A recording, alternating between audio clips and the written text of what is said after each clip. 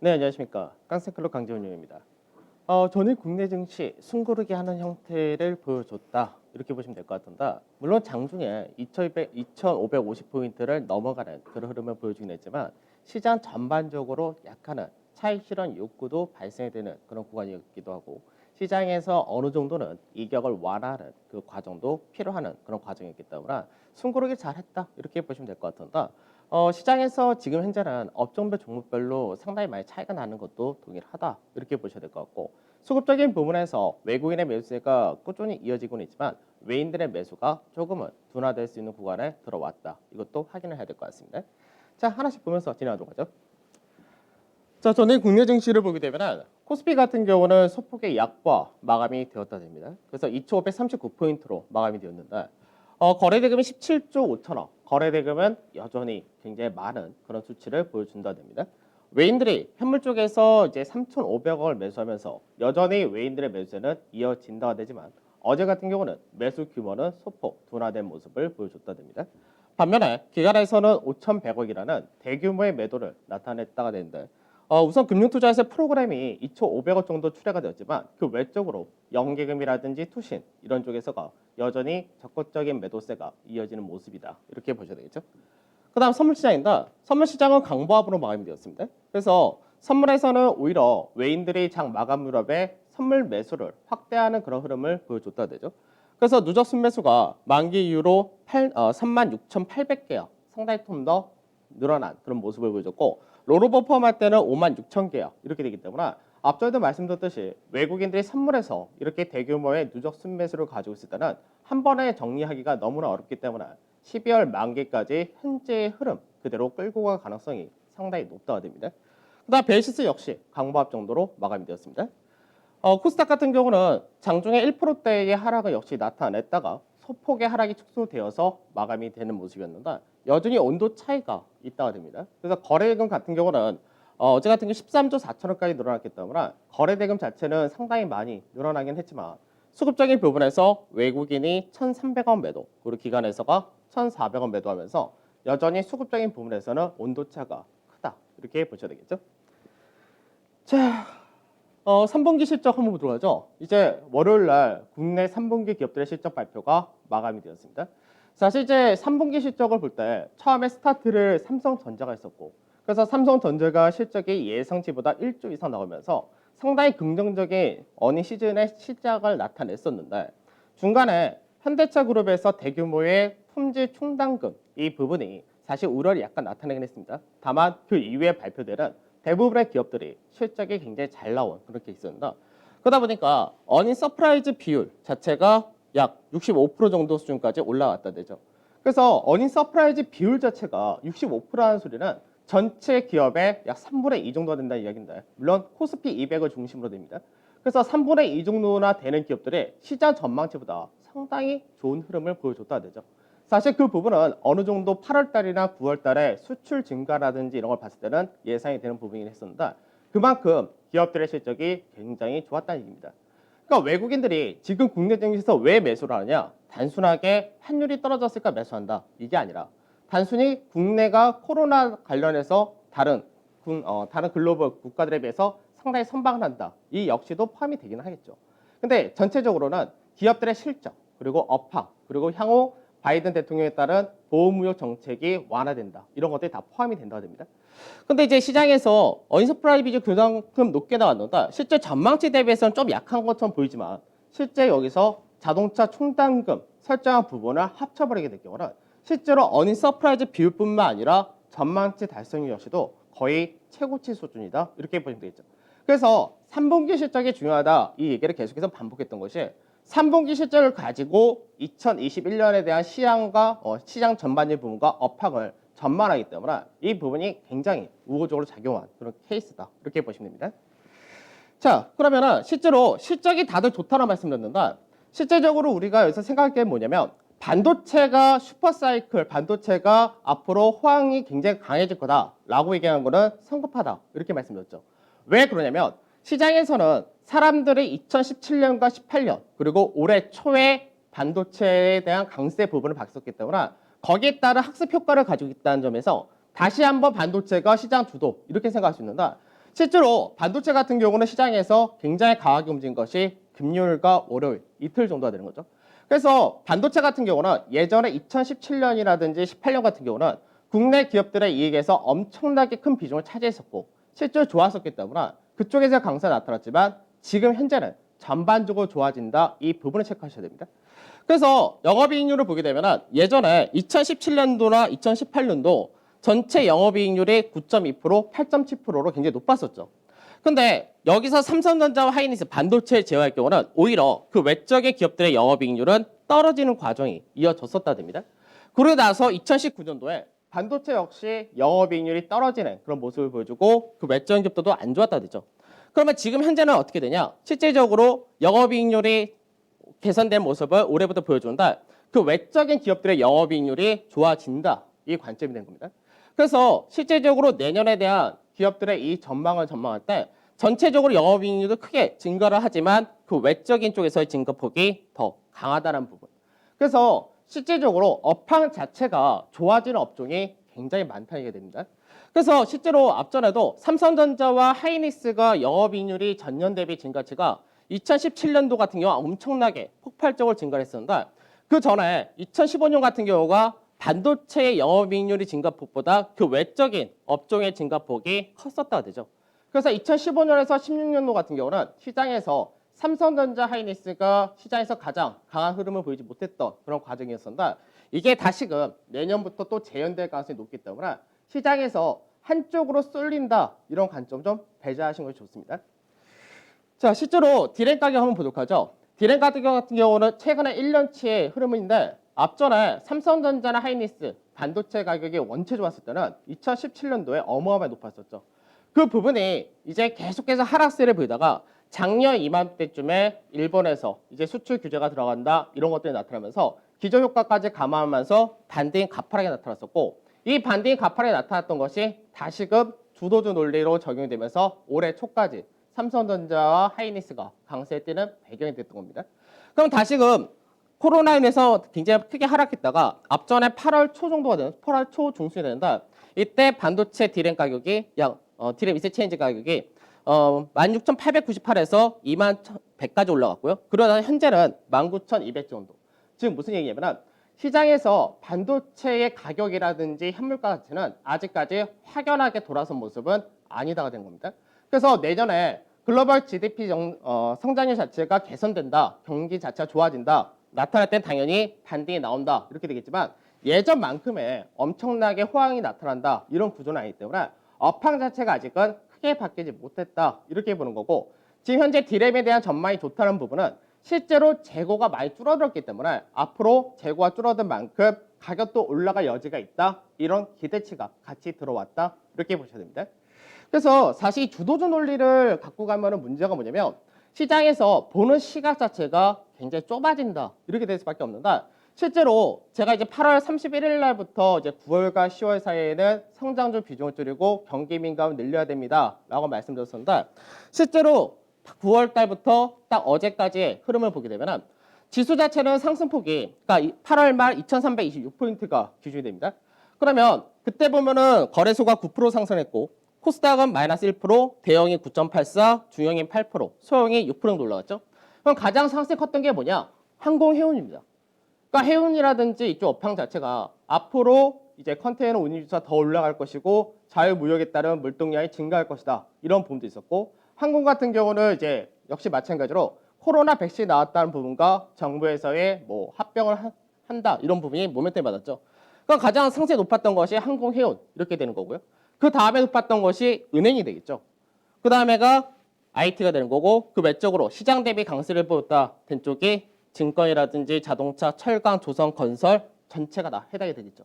그러니까 우리가 시장에서 주도주다라는 논리가 사실은 2011년도부터 2020년, 19년도까지 굉장히 크게 작용했던 것이 전반적인 시장에서의 업황 자체가 돌아가지 못한 상태에서 일부 업종의 강세가 나타났기 때문에 그쪽의 강세로 갈 때 쏠림화가 나타났지만 지금 현재는 전반적인 경기가 돌아선다. 그리고 전반적인 업황이 바닥을 치고 올라간다. 이런 논리로 정되기 때문에 사실 한두 개로 딱 좁혀버리게 되면 내년 시장을 접근하는 데 있어서 상당히 어렵다 될 겁니다.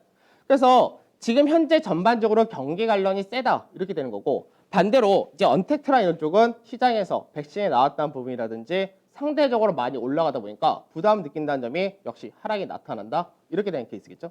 그래서 시장에서 우리가 시장을 보고 접근을 하고 할 때 주도주 논리로 그쪽만 본다 되면은 그 외적인 업종이나 종목들은 해서는 안 될 종목, 해서는 안 되는 업종 이렇게 되기 때문에, 그렇게 될 경우가 시장에서 일부 종목에 국한된다가 될 경우가 오히려 수익을 제대로 내지 못하는 그런 상태가 나타나기 때문에, 그래서 주도주 논리라는 부분을 사실은 지우셔야지 내년 시장을 접근하시는데 상당히 유용하다 이렇게 보셔야 될 것 같습니다.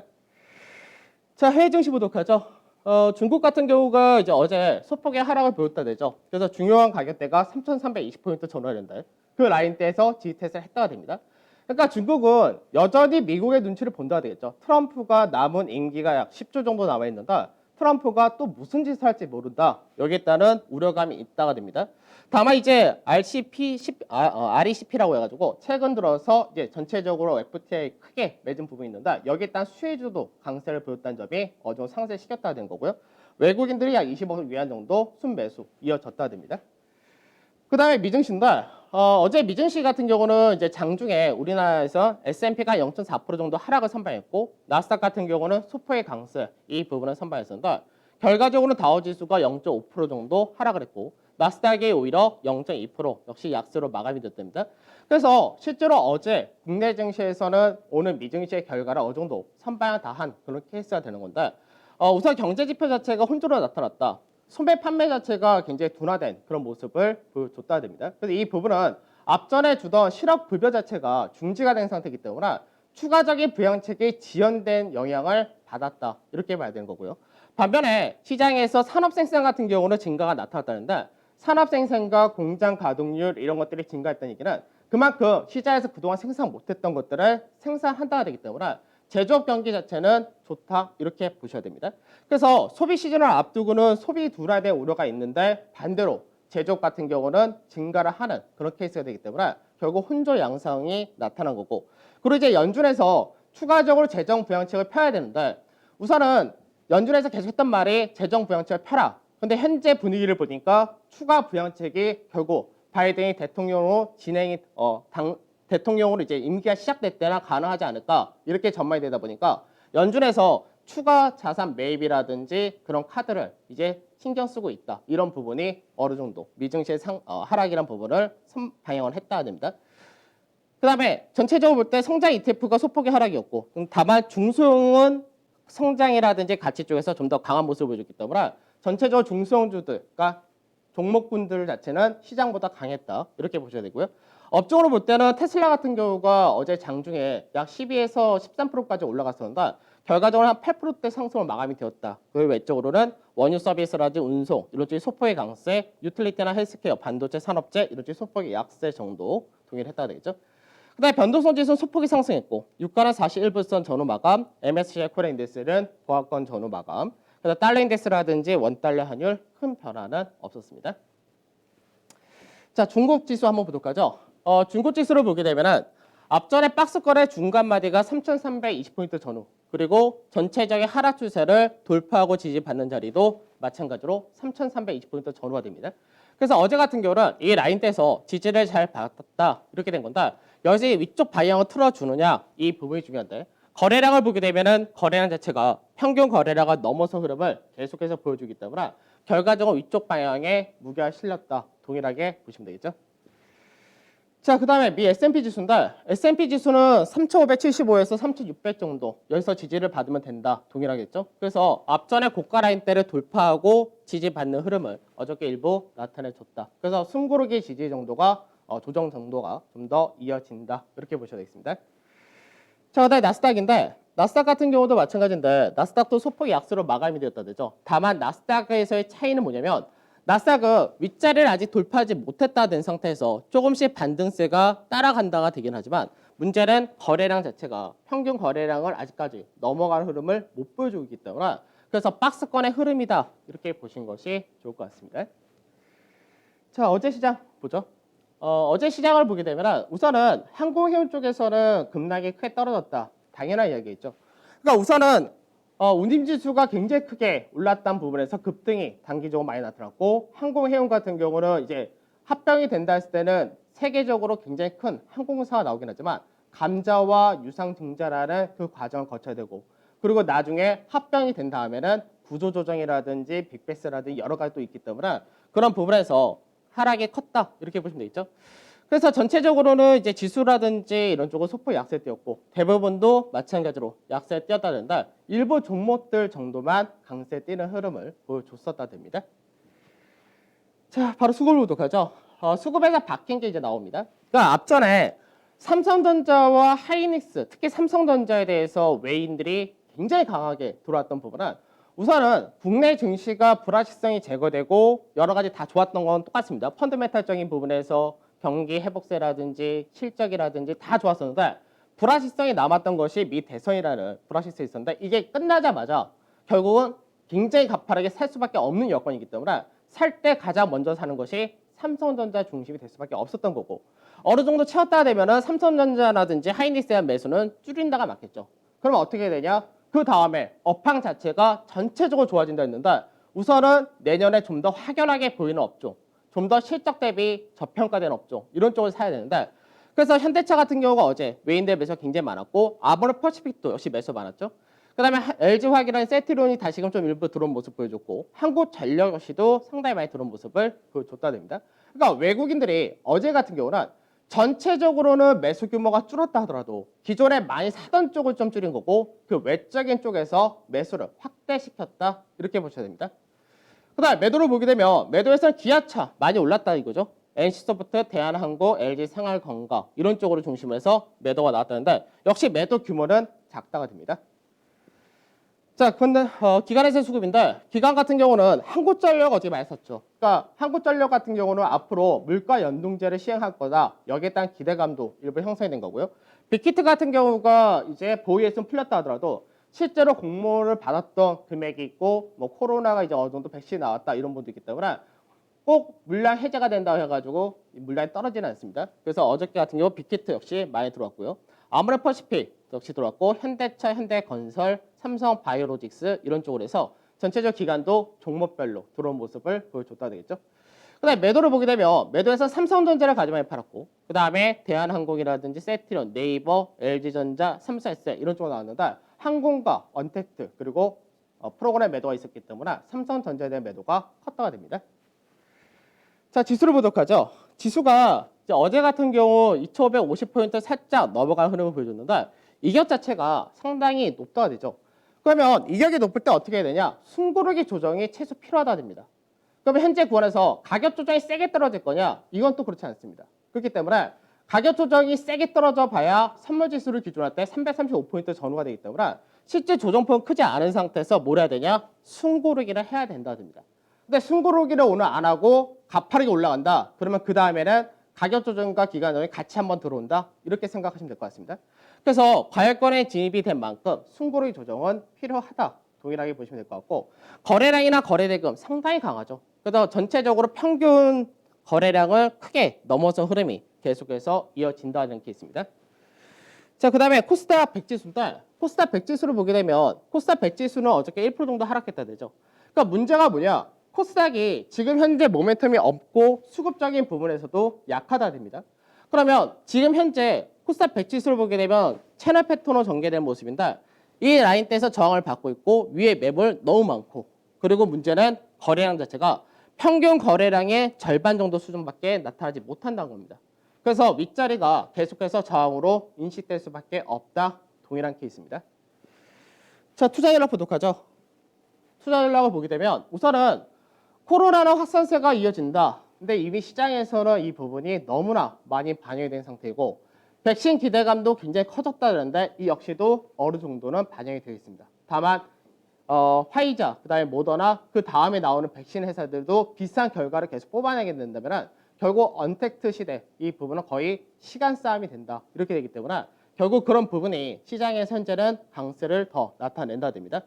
그 그다음 국내 기업들의 실적 발표 아까도 봤듯이 어닝 서프라이즈 비율 그리고 실제로 실적 전망치 잠정치 전체 금액적인 부분에서도 충당금을 포함시키려면 역대 최고 수준 동일하다 되겠죠. 근데 수급적인 부분에서는 외국인들이 현물 쪽에서는 매수가 소폭 둔화가 될 수밖에 없습니다. 다만 이 소폭 둔화되는 것이 앞전에 삼성전자, 하이닉스 같은 시총 최상위에서 그 외적인 쪽으로 확대되는 그런 과정으로 전개될 가능성이 높다 될 것이고 기관에서 매수가 이제 앞으로 상당히 중요하다 됩니다. 외인들의 매수가 서서히 둔화가 될 때 기관의 매수가 강해야지 지수 자체가 더 단단하게 움직일 수 있다 됩니다. 그러니까 목표치는 동일하다 되겠죠. 어제도 말씀드렸듯이 시장에서 목표치 왔으니까 시장에서 다 판다 이게 아니라 앞전에 계속해서 수익 중인 거를 일부 비중 축소하면서 자연스럽게 가셔야 됩니다. 그 다음에 코스닥은 동일하다 마찬가지고요. 그리고 어제도 말씀드렸듯이 뭐 경기민가 이 정도 다 똑같은데 IT 쪽에서 앞전에 반도체 중심의 IT였다면 이제는 반도체는 좀 빼자라고 말씀드렸죠. 자, 추천주 보도록 하죠. 삼성전자 같은 경우는 어저께 상승이 조금 소폭 상승폭이 안 나왔으니까 8.23% 정도. 그 다음에 한국조선양이 19%. 그 다음에 현대건설이 5.8% 정도고요. 현대건설 같은 경우는 앞전에 매수가를 제가 31,400원에서 32,300원 잡아드릴 때가 손절가가 3만 원이었었죠. 그럼 지금 현재는 어느 정도 올라왔으니까 손절가 자체를 3만 원에서 32,800원으로 상향해야 됩니다. 당연한 얘기입니다. 시장에서 수익 중인 거를 나중에 매수가 이하까지 볼 이유가 없다가 되겠죠. 그 다음에 LG 디스플레이는 1.66% 아직까지 손실 나타냈고요. 삼대차 같은 경우는 어저께 매수가 밴드가 17만 6,500원에서 17만 8,500원이었는데 실제로 저가가 17만 8천원이었기 때문에 17만 8,500원이 매수가 기준으로 잡았습니다. 그래서 2% 정도 나타낸다 보시면 되겠네요.